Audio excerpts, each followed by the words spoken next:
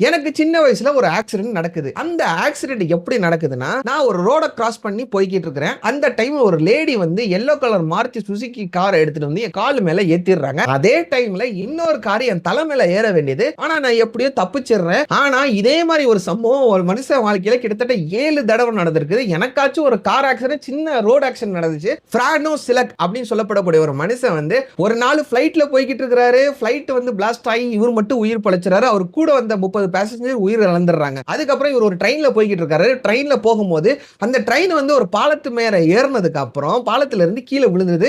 கீழே விழுகிறப்ப கீழே நதிகள் இருந்திருக்கு. அந்த நதியில இந்த கம்பார்ட்மெண்ட் விழுந்துருது. அந்த கம்பார்ட்மெண்ட்ல கிட்டத்தட்ட 17 பேர் டிராவல் பண்றாங்க. 18வது ஆளு இவரு டிராவல் பண்றாரு. இவரு எப்படியோ நீந்தி உயிர் பொழைச்சிறாரு. அதுக்கப்புறம் இவர் ஒரு கார்ல போய்கிட்டு இருக்காரு. ஒரு நாள் ஒரு கார்ல இருந்து புகை வருது. அந்த கார் என்னடா புகை வருது, காரை நிப்பாட்டி பார்த்தா அந்த கார் திடீர்னு பிளாஸ்ட் ஆகுறது. அதுல இருந்து இவர் உயிர் பொழைச்சிறாரு. ஒரு நாள் ரோட்ல நடந்து போய்கிட்டு இருக்காரு. அந்த ரோட்ல நடந்து போற டைம்ல ஒரு பஸ் வந்து இவர் மேல இடிச்சிருது. ஆனாலும் இவர் அதுல இருந்து உயிர் தப்பிச்சிறாரு. பெரிய அளவு எந்த அடி இவர் மேல படல. இந்த மாதிரி பல சம்பவம் இவர் வாழ்க்கையில நடந்திருக்குது.